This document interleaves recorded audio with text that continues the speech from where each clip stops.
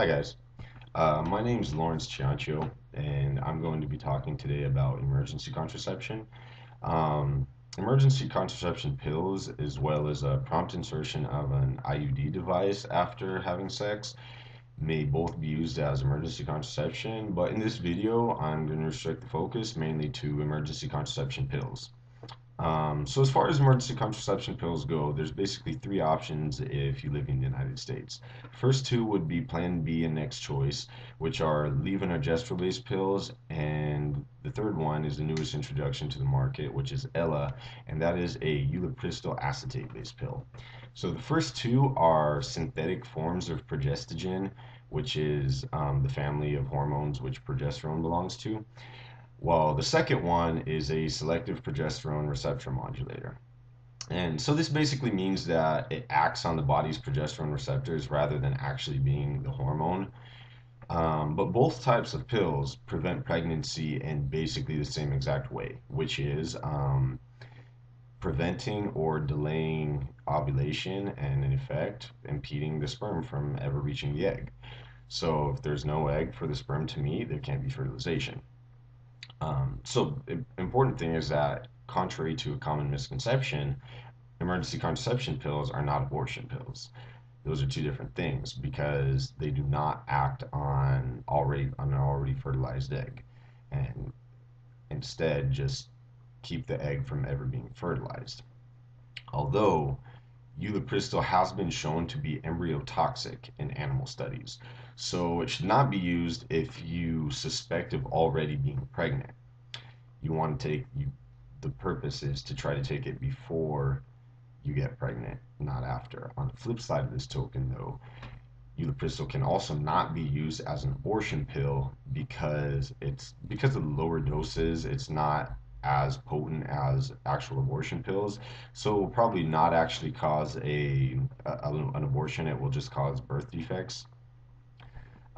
So as far as Plan B and Next Choice, those two are effective up to about 72 hours or 3 days after intercourse, and Ella is effective up to 120 hours or 5 days after intercourse.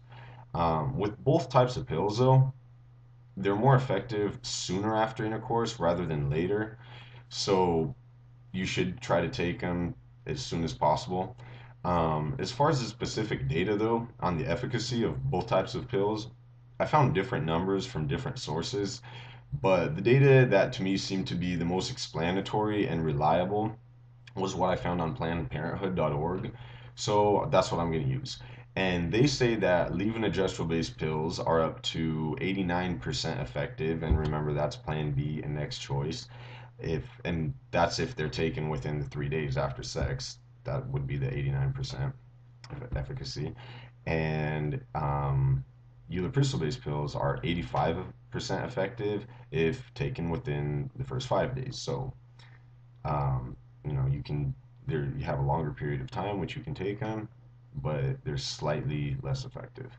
One important note though is that levonorgestrel based pills might not be as effective on women that are overweight, so the efficacy will that number will go down a little bit. Um, a new law just got passed as of April of this year, and that allows anybody 15 years of age or older to buy Plan B over the counter without a prescription, and that is independent of your sex as well. You can buy it if you're a guy or a girl. As far as Next Choice, now you have to be 17 years or older to purchase it. That is also without a prescription, though, over the counter. As far as Ella, you do need a prescription.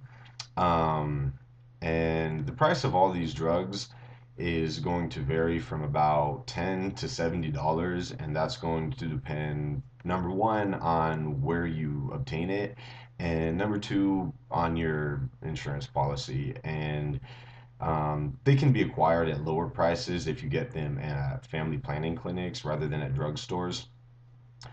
So the last thing I want to talk about is about the side effects and the disadvantages of taking them. The advantages I think are somewhat obvious. You know, it's advantageous if you were not able to plan ahead and had an emergency. As far as the side effects go, those might include a change in when your period is going to happen, heavier or lighter periods, spotting in between periods sometimes, breast tenderness, dizziness, sometimes headaches and nausea or vomiting. As you might already figure from the name, emergency contraception pills should be safe for an emergency in case you have an unexpected accident or something as such as having unprotected sex or condom breakage or the condom slipping off or sometimes in the case of rape. Um, should not be used as your primary birth control method. That's not so much due to the side effects of contraception pills though, or of emergency contraception pills though.